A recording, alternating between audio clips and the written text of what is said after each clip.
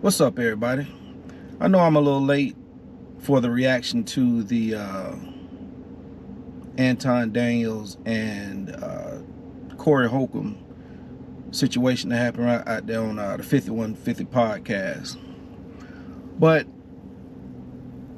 it was really necessary. And something that Umar Johnson said kind of applied to this situation and the reason why I feel like it was necessary. You know, next year, Art, January 1st, is the first year of the second quarter of the 21st century. It's the first year of the second quarter of the 21st century. We did nothing as a people, collectively for ourselves, Art, the first quarter. From the year 2000 to the year 2020, the first quarter of the 21st century, what have black people achieved? I ain't see a hospital. I ain't see a supermarket. I ain't see a real bank. And I ain't see a real independent school yet in 25 years.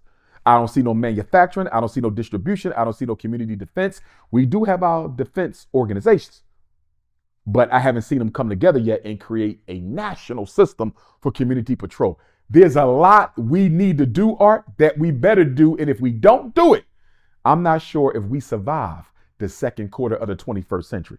When 2051 rolls around, especially we keep on getting people like Candace Owens and Nicki Minaj, jumping ship for what they think they can get from the power structure. This is going to be a hard 25 years, Art. This 25-year period that begins on January the 1st of 2026 until January the 1st of 2050, this is probably the most critical 25 years in Black America since 1850 to 1875. And that's the period of abolition to Reconstruction. This is as critical as that. If we don't survive this, we will be a permanent underclass going into the third quarter of this century. What that whole situation represented to me was, which way do you want to go? Which way do you feel is best? For one, now let me get this on out the way. Anton came out on top of that situation. Now, I know some of y'all probably clicking off the video right now, but it is what it is. To go into that just a little bit more, because this is y'all defense for Corey. He didn't say it again. Whenever I hear that on y'all videos, because I watch a lot of videos, whenever I hear that on y'all videos, I click off. You know, I understand that, hey, look here, you might like Corey more than Anton. I'm not an Anton fan myself. I really don't watch Corey that much. I mean, to me, that's that type of stuff that he do out there, man. Okay, yeah. For a laugh every now and then, you know, I see what he say, but to be taken serious, no, not at all. Does he tell the truth sometimes? Yeah, you know what I mean? I agree with him. Same way with Anton, but I really don't. I put it to you like this right here. I probably listened to Corey more than Anton, and Anton is actually pushed more than Corey. But that situation, when y'all start talking about he didn't say it again, that's not really a good defense. Let me tell you why. Everybody heard what the hell he said. He heard what he said. He heard what he said enough to move people out the way, get in the man's face, talking about say it again. For what? I tell you what. Let's go outside, and I'll say it again.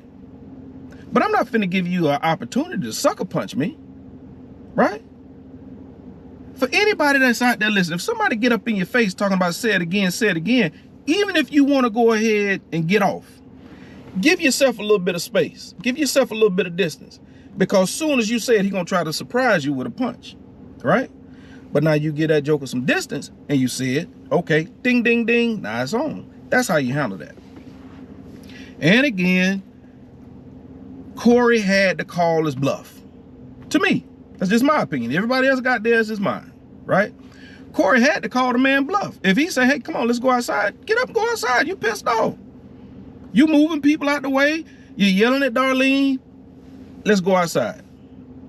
See? Now you got, if things wouldn't have happened outside, all you guys would have a better defense. But with all of that being said, let me get back to where I'm at with it. It's necessary because, look here, man. We got to let that street shit go. Let it go. All this street culture foolishness ain't got us nowhere. All you tough guys. I do this, I do that, I beat your... Okay, bro. You know, like I say, we think it's a badge of honor to go to jail and to go to prison. That somehow make us more of a man, and it don't. Depending on what you go to jail for. Now, if you going to jail for something that's, hey, look here, man. You protecting your family, something like that. But then you think about it like this. If you go to jail or prison, that means that you've done something wrong. Right? Now, there's situations where you can take people out. You can defend yourself and all of that. But if you in jail or prison, you done something wrong. Now, see right there, some of y'all looking, y'all thinking, well, no, they lock black men up for this and that. I agree with you. But for the most part is what I'm talking about. See, we got to let this foolishness go, man. I've been listening to a lot of reactions. Another thing about that situation, Corey really wasn't prepared for that type of conversation.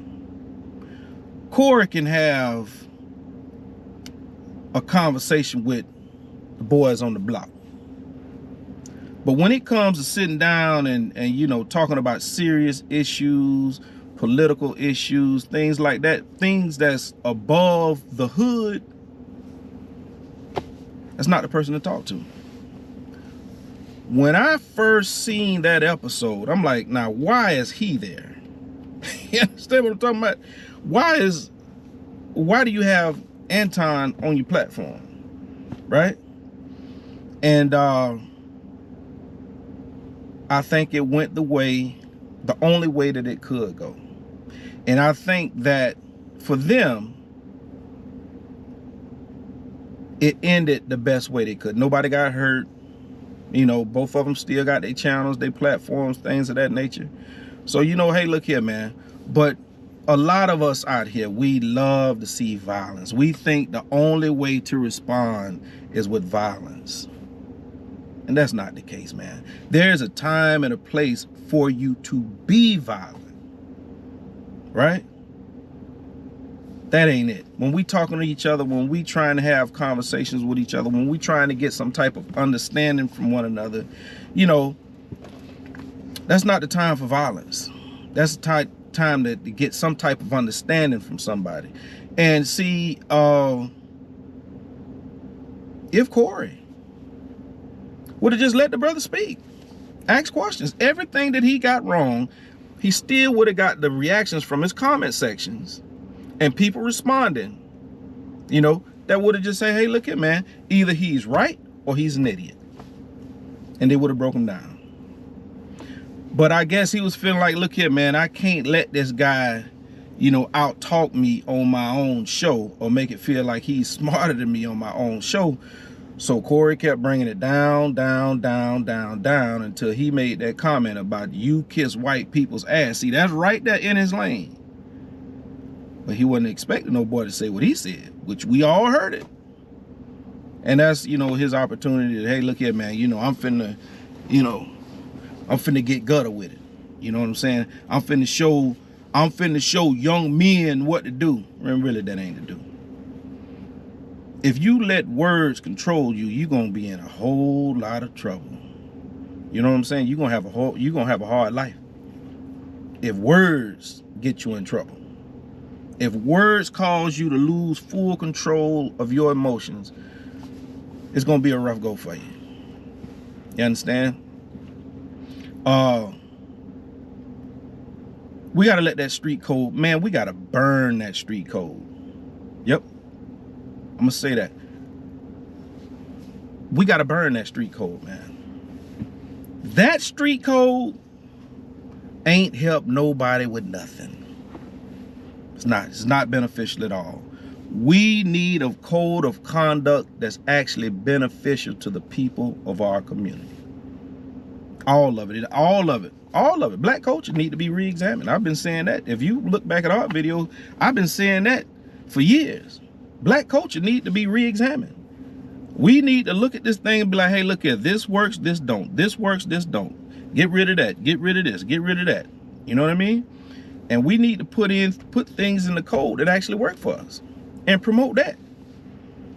A lot of people don't even know what it means to be an upright black man. But we all have some type of idea about the street code. That's something we got to let go, man. But I ain't gonna hold y'all too long. I just wanted to get my thoughts off of that situation.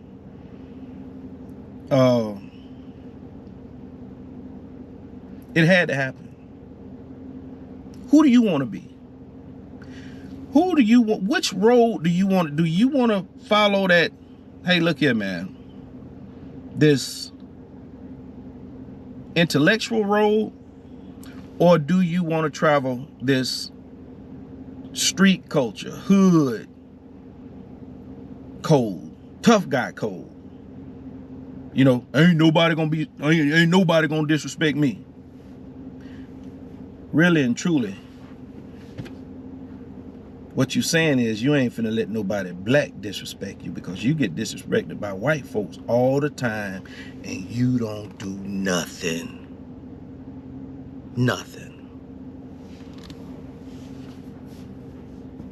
Ain't nobody gonna disrespect me. Yeah, right. Yeah, you'll pop off on a black dude, but you'll think at least twice before you do anything to a white dude. I can hear some of y'all now, oh, that ain't me, that ain't me. Okay, yeah. We see it all the time.